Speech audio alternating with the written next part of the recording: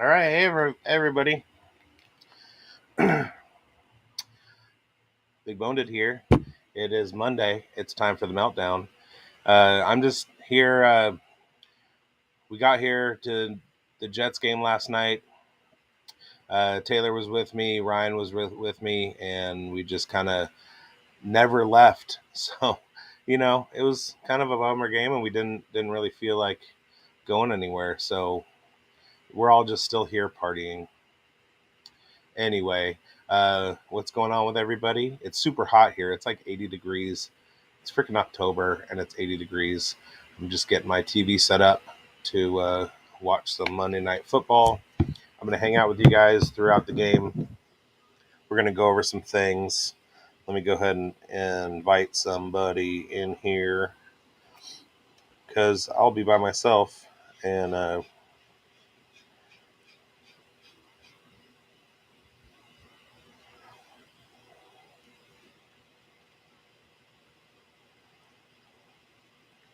right, there's that. And we'll go ahead and look over on this one.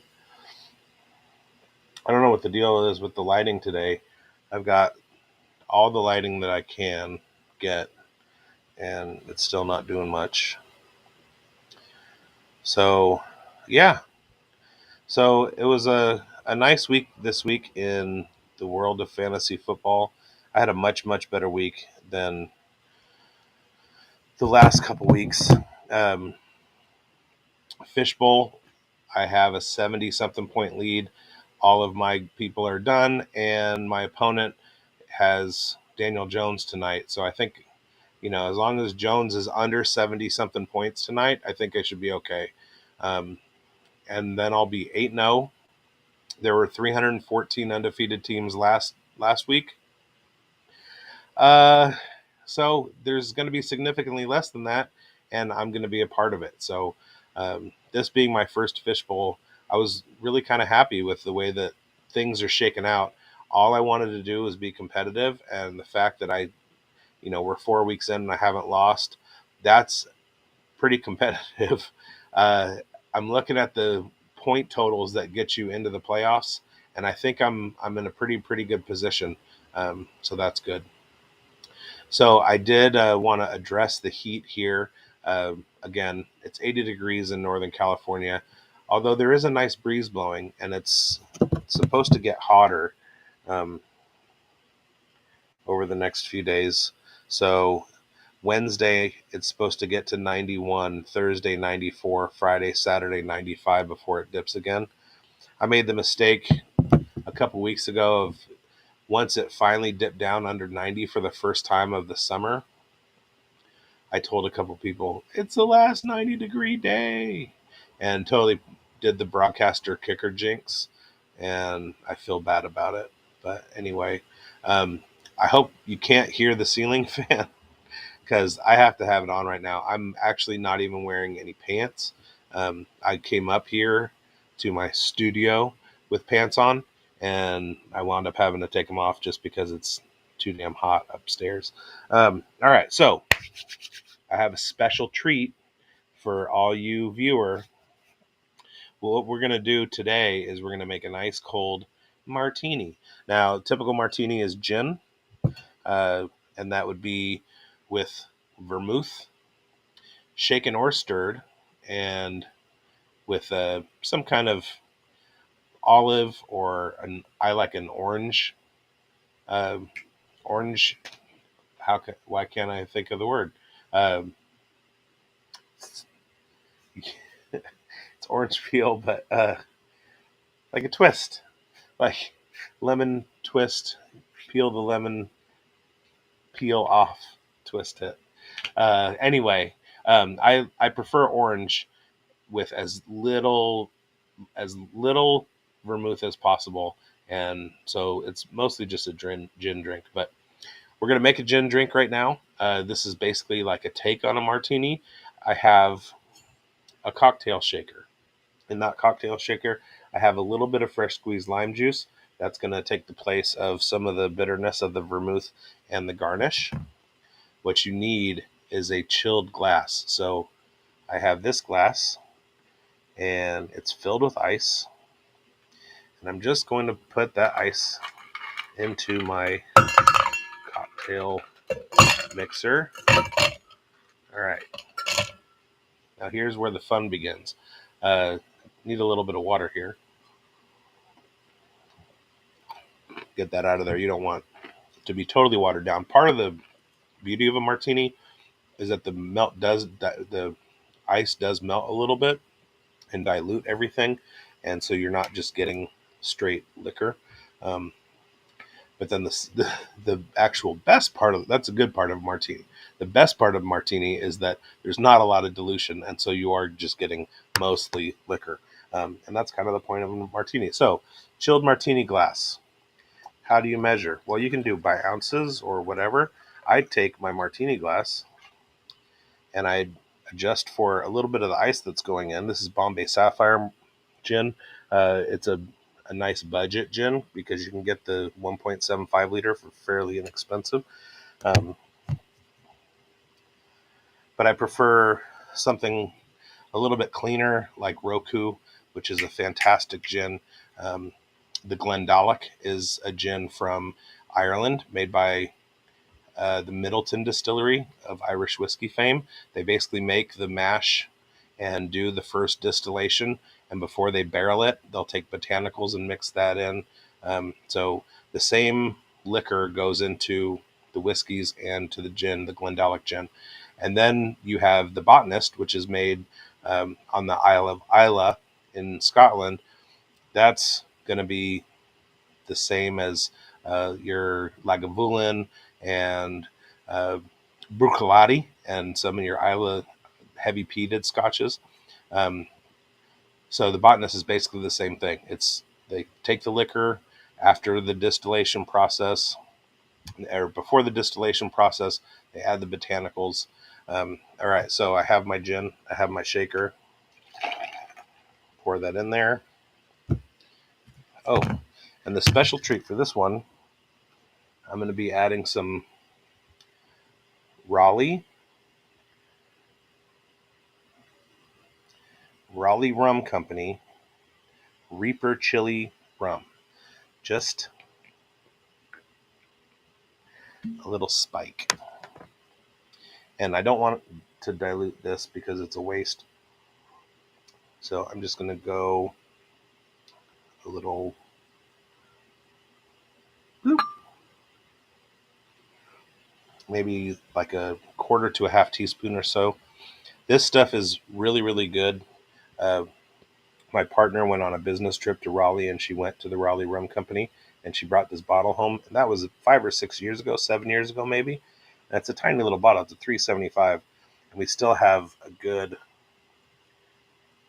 close to half of it. I would say that's probably like more than 2/5.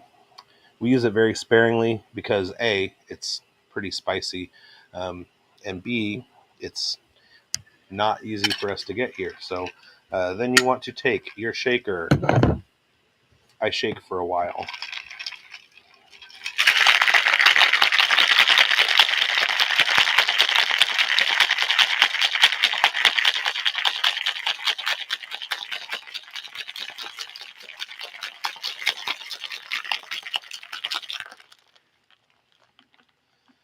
That should do it. None of these products are endorsed, although if any of them want to, I would more than happily take any advertisement that I can get. All right.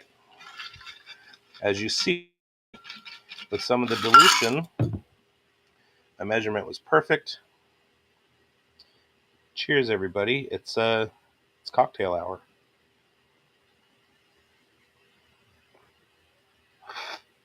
Oh,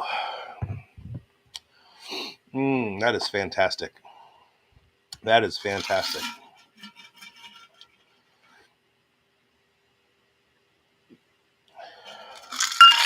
So the lime juice adds just a little bit of like acidity and bitterness. The bitterness complements the bitterness of the gin, and then right in the back of your throat, you get that little Reaper Chili Tingle. Good stuff. All right. So now I'm fortified for this broadcast. So, welcome to the Monday Meltdown. Today, I'm going to be giving you little updates on the Monday Night Football game as I watch. If something happens, you're going to see live reactions. Also, we have the 4 different categories that you see at the bottom of the screen. We have what the fuck? Don't give up, you asshole. And time and guest permitting, let's mock. So if we get enough people in here, we'll go ahead and try and do like a mock draft. If not, then, whatever. Okay, so first thing, let's go over some of my starts and sits for the week. First, I'm going to go over on my Substack. So go to Substack, search at BigBonedFFB, or go to my Twitter page at BigBonedFFB, and in my profile, there's a link to the Substack. Every week, I'm giving you starts, sits, and streams because that's what I do. And let's just go over these one by one. Now, about 2 weeks ago, I caught the crud that's been going around. I've talked to a few people who have had it. They said it lasted about 2 weeks. I'm on day 13 or 14. September 30th was day 11. What was that? Saturday? That was Saturday. So Saturday was day 11. Yeah. So today I'm on day 13. I'm still coughing, but my voice is better and I feel better.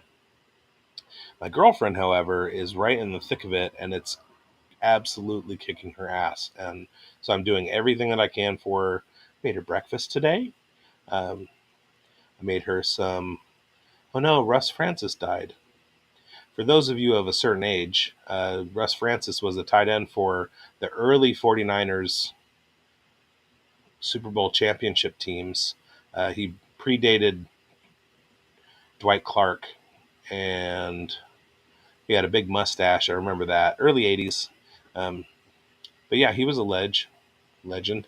Okay, anyway, so I made her some duck fat confit potatoes.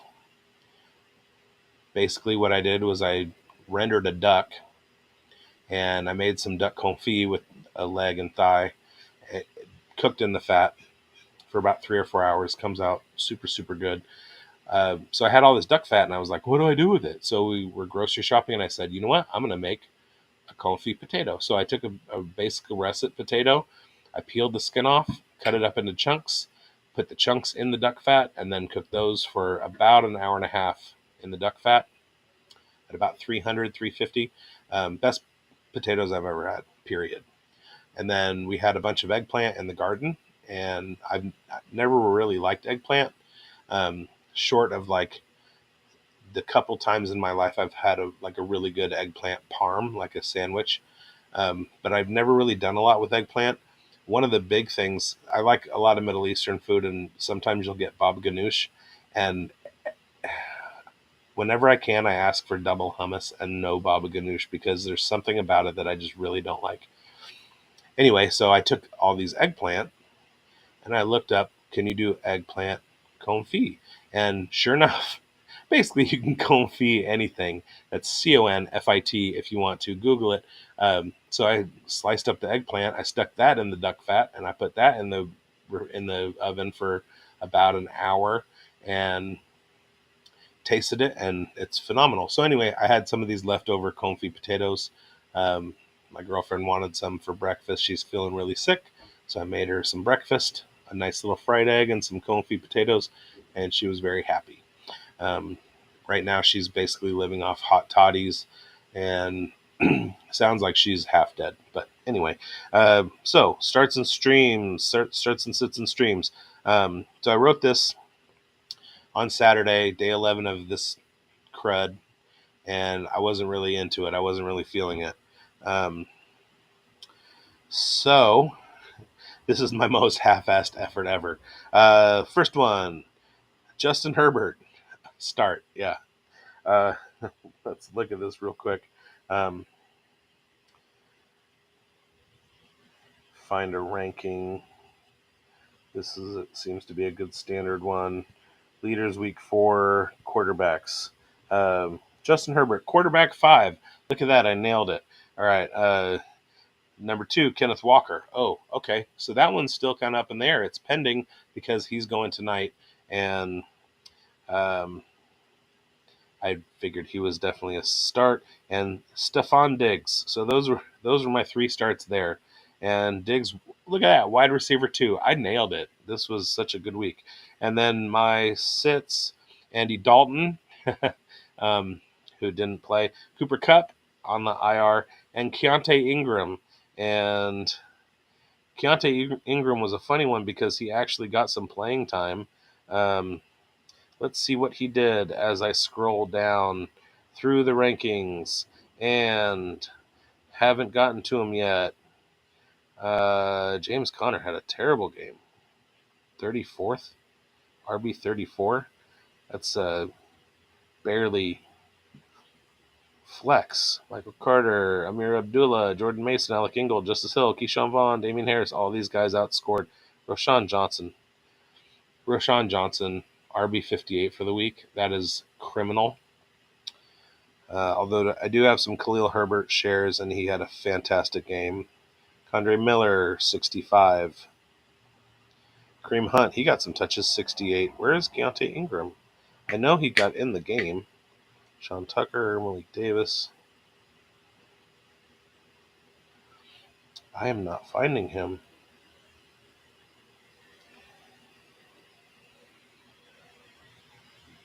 It doesn't matter. Well, it matters to me.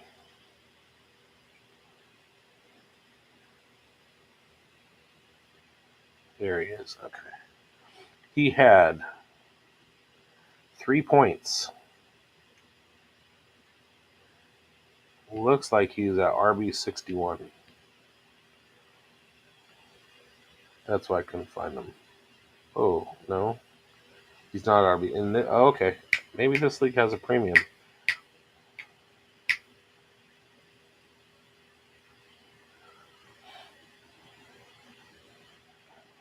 Maybe this league has a premium. He's not even showing up here.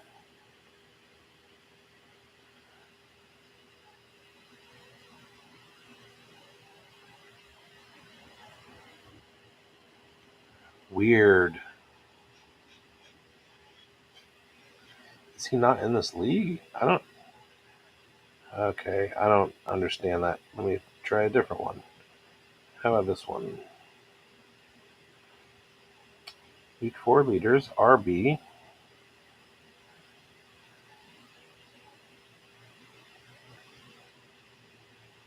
I can tell, dear viewer, that you're riveted.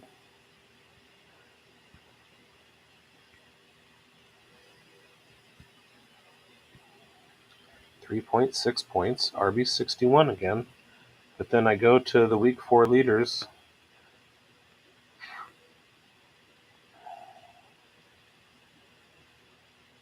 This has Roschon Johnson at 61. This is weird. Okay, it goes Keyshawn Vaughn, 3.4 points. And then that's RB 56. And then Craig Reynolds, 3.8 points, RB 55. And it completely skips Keontae Ingram. Regardless, I nailed that sit. And then there was a nice little photo of my dog. If you can see that. Hey, Taylor, check out my dog. Sweet. Ryan, look at my dog. Hey, Ryan, if you want to hook me up tickets to a Wrexham home game, just go ahead and email me the plane tickets and the admission tickets. I'll be good. All right. Streams. Let's see. We went with the New Orleans Saints. This seems to be a good league for streaming defenses. And week 4 leaders, the Saints, not so hot. Oh, well. At least they didn't have negative points. So I missed on that one. But they did score the same amount of defensive defense special teams points as the Packers and the Commanders. They beat the Niners, so I'm sure. What's the start rate on that? Oh, 37% start on the Niners, and they only scored 2 points for your defense special teams. So, hey, I said to stream the Saints, and at least you beat. Maybe you played against somebody that had the Niners, and then I actually helped. So I'd like to think of it that way. And then my tight end streams. Travis, no, you can't see. Oh, that went to Inception because it's Travis Kelsey, but it's a picture of Taylor Swift. Um, so it didn't like to. It didn't like that. And then let's see. More starts and sits. More starts and sits. We go to my Dynasty Pros show. My Dynasty Pros show comes out on Dynasty Pros YouTube channel every weekend. It's called the Weekend Warm Up. My co-host Mike Lindberg and I give you a rundown of the week's news, injuries, and then we preview the weekend with starts and sits and streams and stuff. So for week 4, and that's how you know it's good broadcasting when you hear do. All right, my first start. Now, we recorded this on Thursday, and I said to start Justin Fields, and I'd say that was an absolute nailed it. As of right now, Justin Fields is QB4 in this particular scoring. Looked like he had 27.9 points, which consisted of, well, this says QB3, 20 to 35, 335 yards, 4 touchdowns, 1 interception, 4 rushes for 25 yards. So whether he's QB4 or QB3, whatever, I fucking nailed that one. All right, and let's see who was next. Justin Fields, and then Marvin Mims. God, I get so angry about the whole Marvin Mims situation. I'll talk about that in a second. Where is he down this list? Out of the area of relevance. Wide receiver 53. It's just, okay.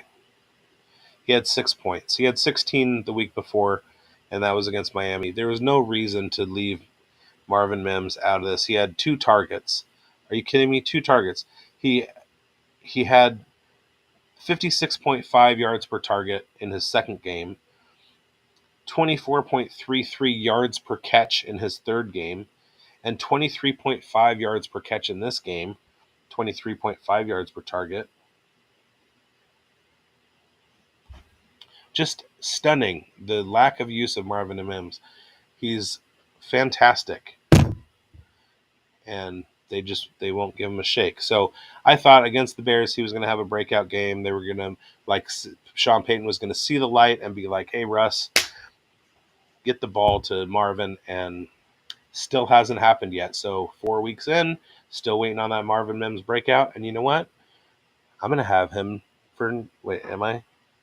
Next week against the Jets. Wilson against Wilson. That might be a shootout.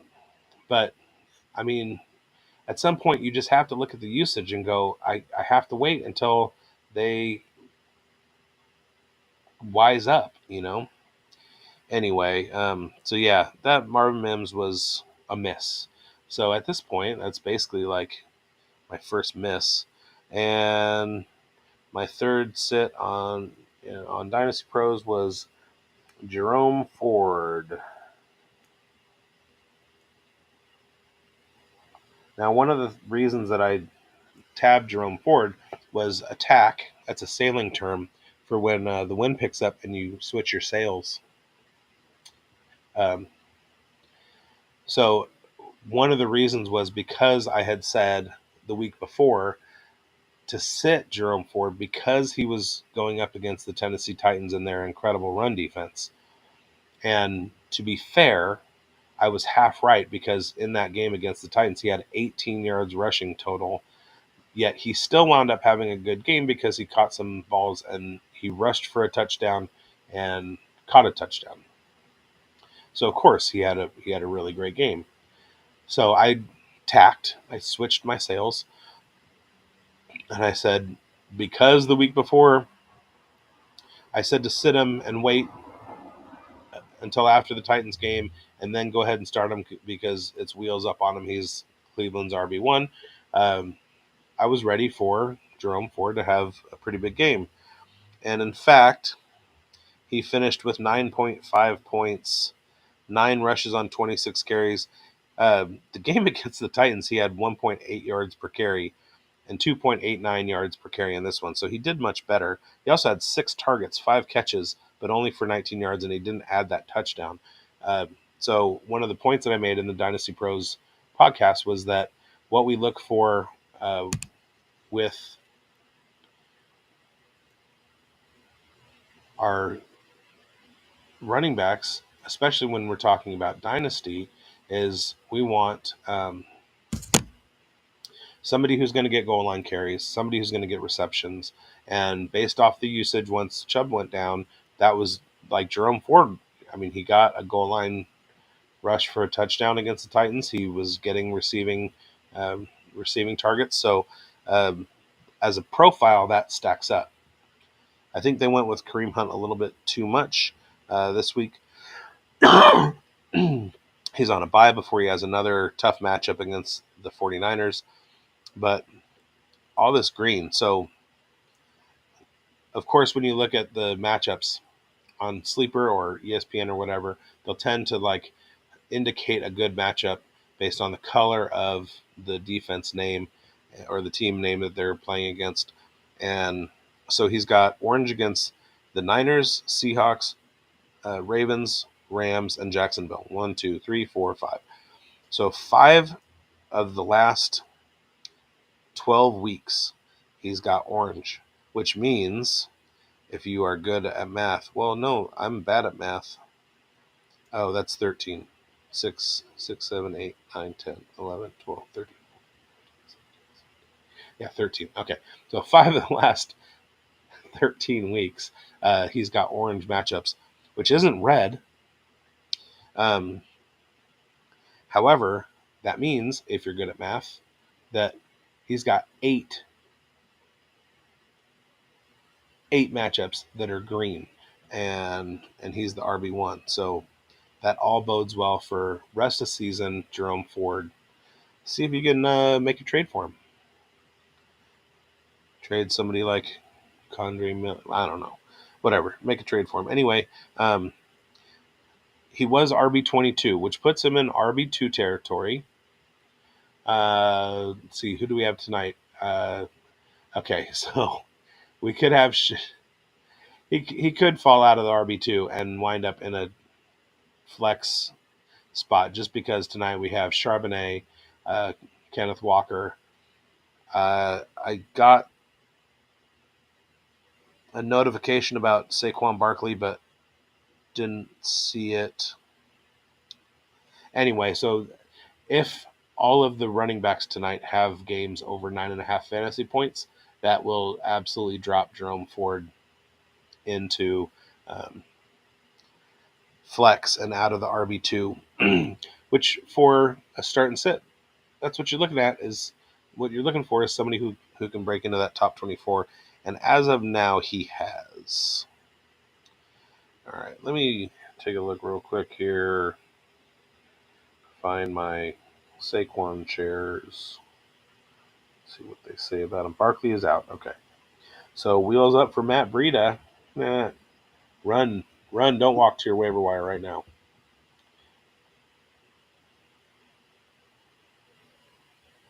Oh, fantastic. Also, dear viewer, I just realized the horrible mistake that I made. In the last couple weeks, Monday Night Football has started at 4 o'clock. So I had in my head I was starting this stream at 4 o'clock. And Monday Night Football starts tonight at 5:15. This these live streams have been kind of a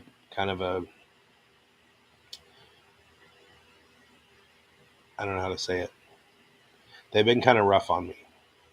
This is the third week in a row that I've done that. This is the second week in a row that I've been able to use the content and keep it up on YouTube. The first week, I got into the studio on the YouTube studio. I wasn't familiar with it. I'd only used StreamYard before.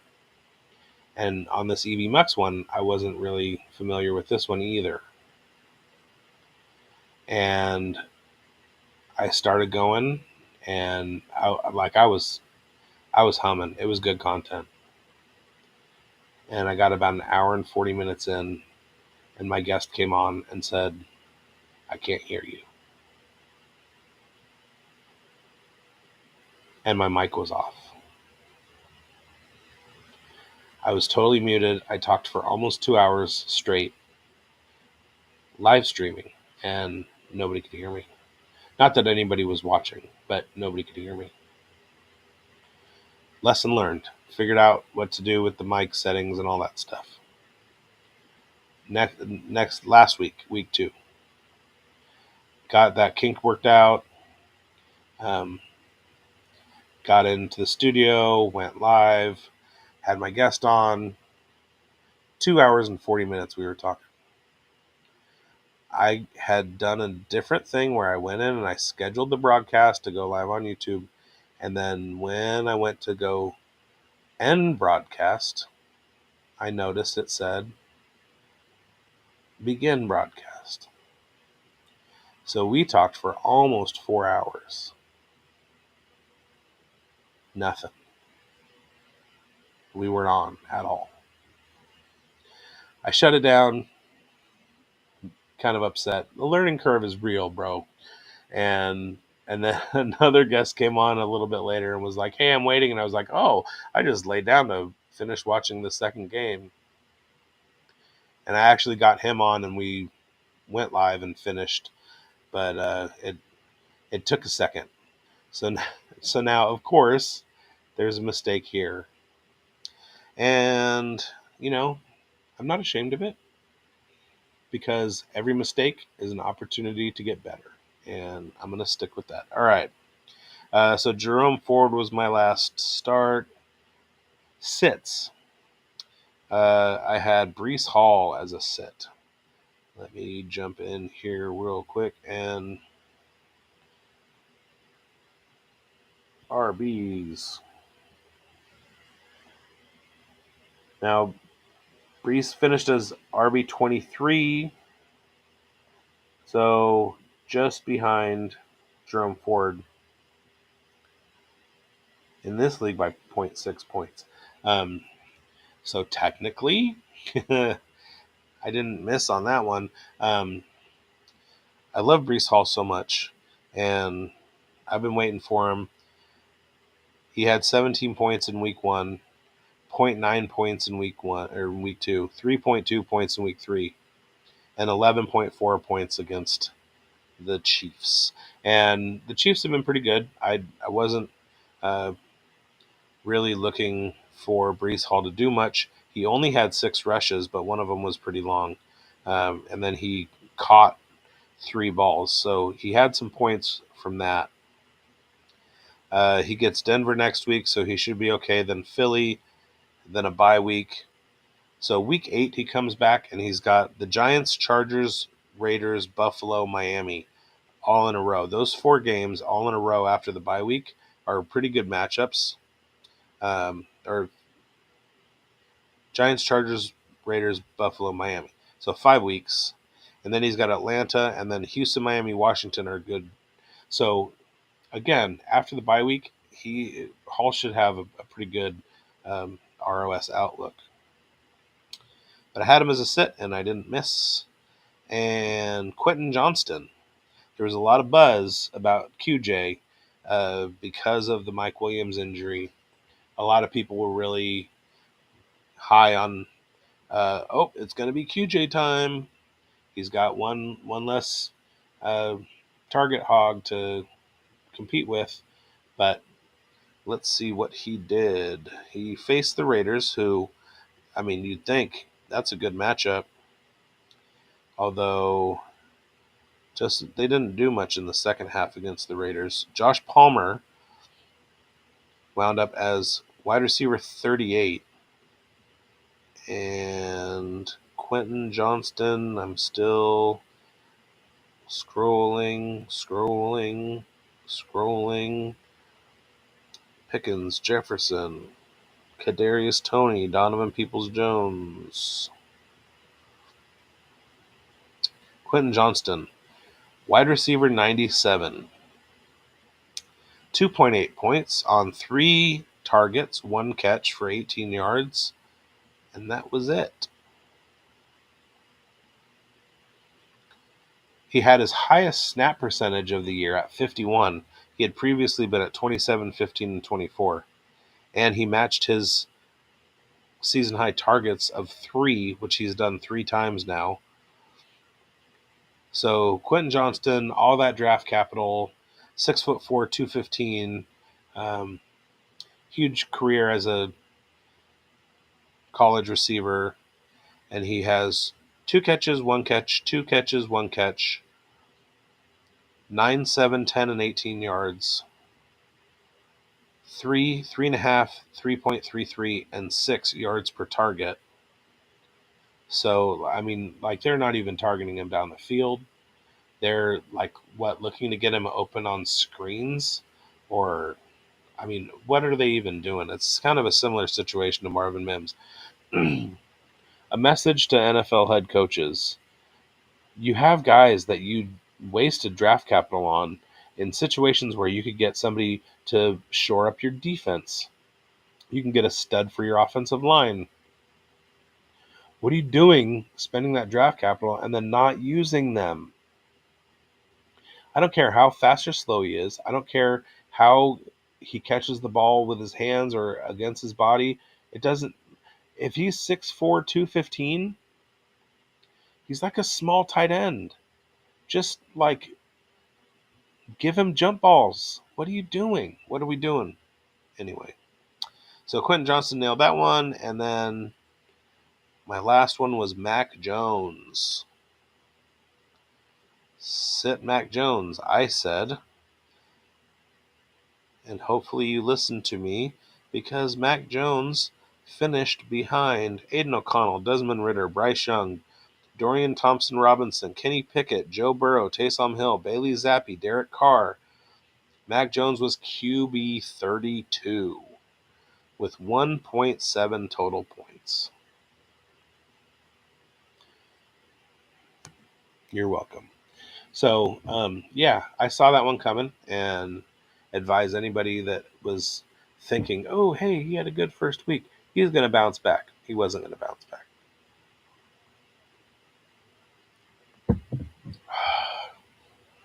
You know, one of the things about martinis that makes them really good is the fact that they are ice freaking cold. So you don't get a lot of the gin. They're really easy to drink. This one, as it's been warming up, because of that lime and the Reaper Chili rum, has just gotten better. It's pretty amazing, actually. All right, and so for my sits, I had Mac Jones, Quentin Johnston, and Breece Hall. Got those right. Streamers, Cincinnati defense. Hey, they had 6 sacks the week before.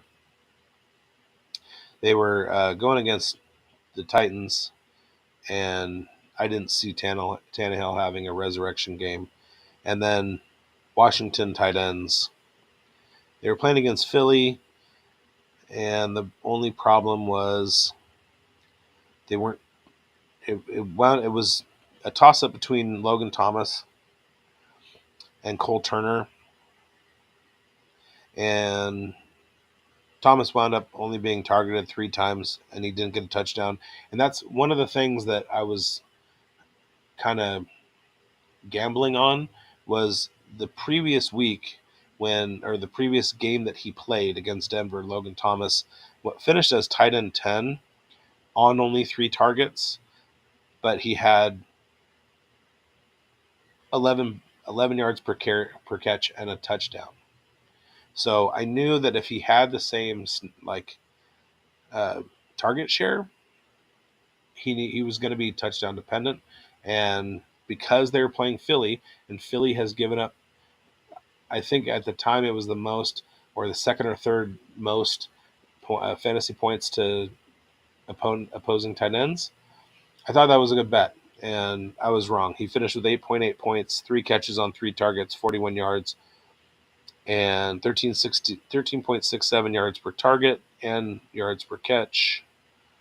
0 touchdowns. They even gave him a rush. He had an end around that he got 2 yards on, but it wasn't a point per carry league. So I kind of whiffed on that. But all in all, it was a pretty good week. So yeah, I have what the fuck, don't give up, you asshole, and let's mock to go. But I have egg on my face, and I'm waiting on people to hop in with me. So I'm going to go ahead and end this one. I'm going to use it as a standalone, and then I'll do a live stream once the Monday Night Football game comes on. So if you've been watching, I appreciate you.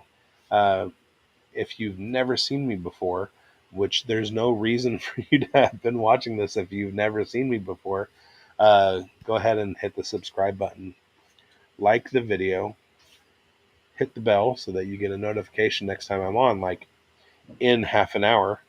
And go ahead and share this and put a comment down below. Let's get that algorithm kicked up, because I want to do this. I want some eyes on me on this channel, on my content. I really would appreciate it from everybody, especially you, the only person that's watching this. So I'm going to go ahead and end this, and I will see you guys in half an hour. Thanks for watching.